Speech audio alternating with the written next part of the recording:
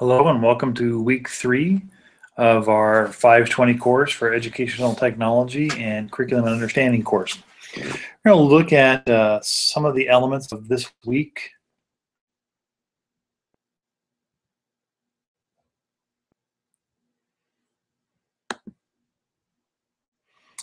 And hopefully the broadcast will continue on.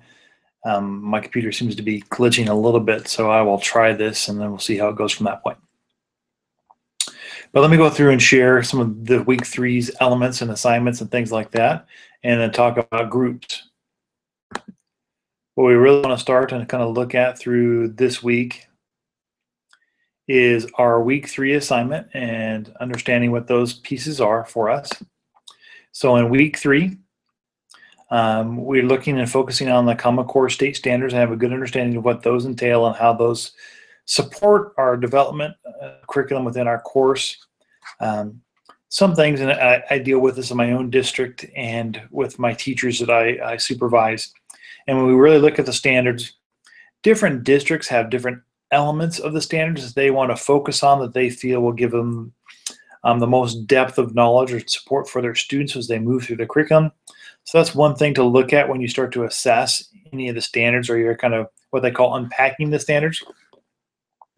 Take a look and see what your district has maybe put together in the past in regards to these standards. They've probably had them for the last 2 to 3 years and have been working with them to develop their course contents and hopefully a scope and sequence and maybe a pacing guide to go along with that, so that they can give their teachers good directions on what they need to do to continue to move forward in the development of their lessons to hit these standards pieces.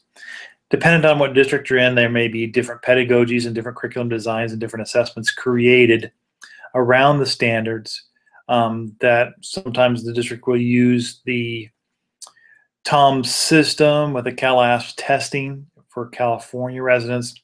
And that's those standards. Then they will do the assessment piece that relates to that. And there's a pre-assessment piece that's open for teachers to create an assessment or utilize the assessment that's previously created. Some districts have their own data management system, which allows them to do assessments online. And a lot of those assessment pieces are now mirroring whatever the SBAC testing is requiring from the students to complete. And so take a look and see at your school what you have and what pieces they might be using so that you can better prepare for those standards and better prepare for the creating of any curriculum that you're going to use within your class. I'll post our video for this week.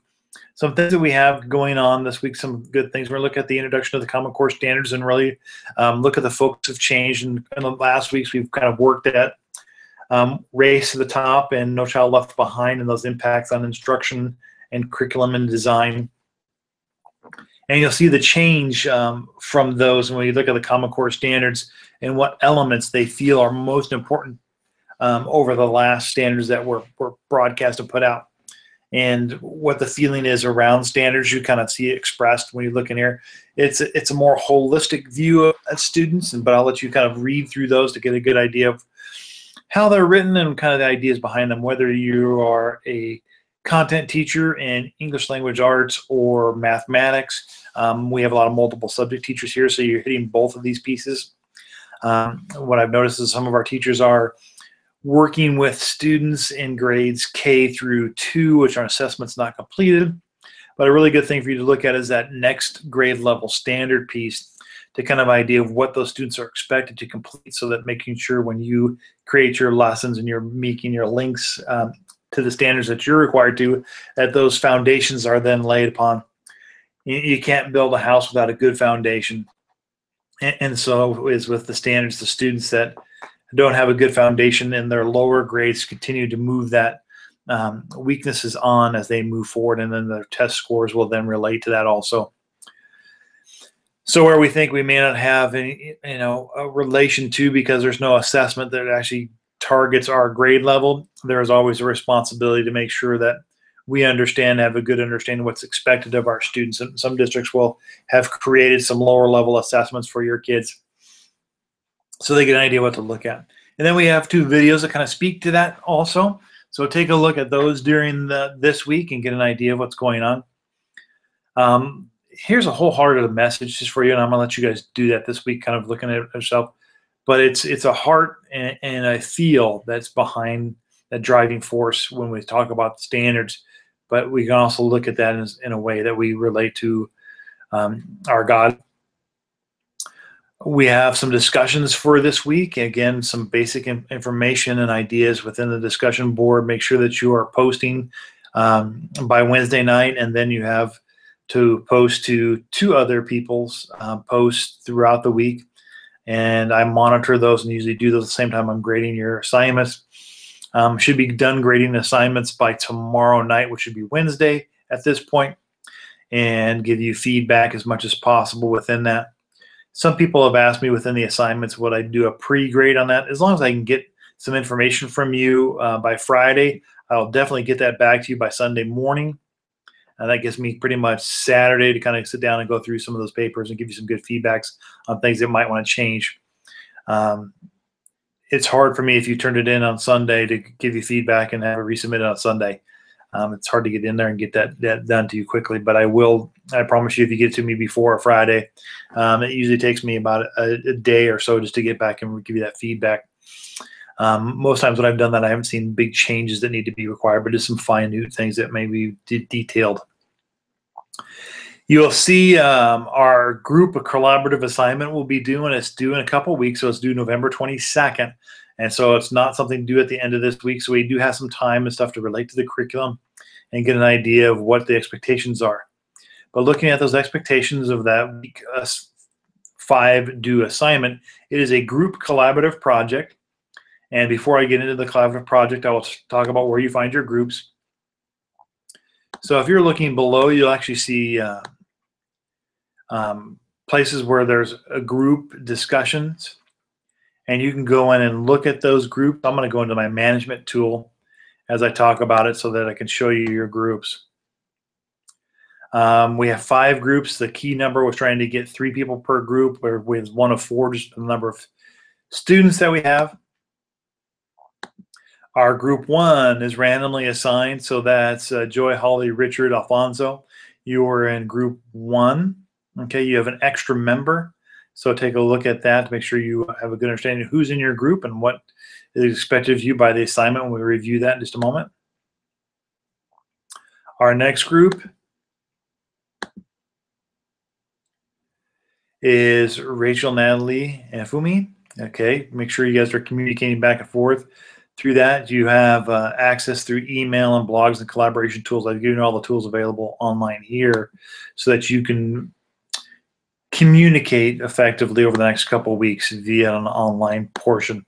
Usually group assignments are sometimes the most difficult thing to relate to, so make sure you're communicating effectively back and forth with your group to see what portions or parts that you want to make sure you're responsible for. Dennis, Brittany, and Regina, you guys are in group 3. And that relates into our last group, group 4. Okay, so here's our group 4, Getty, Yvonne, and Angela. You guys are our last group piece. Let me go through the expectations of this assignment with you just so you get an idea of what that would look like. Again, you have a couple weeks to submit this assignment, so you have some time for it to be done. So if you guys finish early and you want that to get some feedback on that before final submission, go ahead and do that at any time before the last Friday, so that'd be the 20th. But what we're asking for this learning outcome piece, we want you to make sure you're having effective communication through the discussion board under the groups link. You'll see that under your groups link. So we went to that piece where I showed you when we began here. There's groups here. So there's a place for you to actually go into groups and talk and communicate. I get all the groups in here. You won't have that access, but you'll be able to see your group. Based on your dialogue, select a section from the 2 Common Core State Standards and develop an in-service which corresponds multimedia presentation to use with your staff. Now, multimedia presentations that I've had presented in here, Google Slides is one. We've had video created where people are using a video piece or maybe using a video ingrained in a Google Slide presentation. PowerPoint, essentially the same as Google Slide. Any other presentation tool that you may have used. Prezi is something that is used. Wikispaces and things that have been used to present their information. Anything beyond that you can feel that, hey, this is a really neat and engaging piece that I want to make sure that I'm using for my presentation.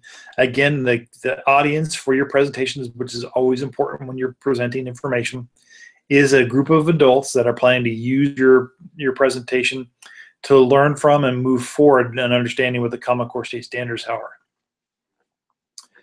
The multimedia applications can be in multiple types. Like I said, you can use videos, you can do podcasts or something like that built into a presentation device like PowerPoint, Keynote, or Google Slides. If you're using one, if you want to type in there that this is what I'm using when you do the submission, that helps for me when I'm opening it up and what computer I can open it up on. If I'm at work, I have a PC. At home, I use Macs, so it relates to the program that I'm opening up to. Make sure that when you create and add these pieces into your presentation that they're accessible. Nothing's worse when you think it works at home and then I get it and it doesn't work, and I'm grading you on the piece that, okay, I've only seen a portion of your presentation, so the best part of your presentation was a video or audio or some type of multimedia that was not able to be accessed by me, and that's always not a good point to be on there. Really, we're looking at this presentation to be something for the staff to understand the Common Core state standards. Now, you could pick your English language arts, you can pick your mathematics, you can do a little piece of each, or you can do the overreaching broad understanding of the Common Core state standards and why they took place. Really, you can go into any one of those pieces. Since it's a group project, we did say that you can have some multiple weeks to complete it, so there's some time to communicate back and forth. Some elements that you want to make sure that you're including in this is a title page in your slide and selection. You pick and divert who wants to make up what portions of this, and so there's different point values for each piece. There should be an introduction. The key points should be a couple slides long. In-service activity should be something that includes a collaborative design, an activity for an audience to perform while they're doing it. So you have to be able to explain that design, maybe in the speaker's notes if you're doing a PowerPoint, so that really makes sense within it. And that's another piece that you use sometimes when you're doing presentation, is the speaker's notes piece is something to clarify for you as a speaker to make sure that you're following the path. And this type of assignment, that's a good thing to communicate to the instructor myself what your expectation is when you present this slide, especially when you're looking at a collaborative audience piece like this. And then we have some conclusions, a way to wrap it up and kind of condense what has been said throughout the presentation into a succinct, maybe short couple slides. In that we have a good connections and good mechanics, good flow, similar to what we talked about in writing a compare and contrast paper, that you make sure that you have an introduction. Your introduction kind of presents the objectives for the lesson itself, the presentation of in-service that you're going to have, those elements that you're going to make sure that the learner is going to know by the time they leave, and then summing that up into, here are the things that you should have known before you walk out the door.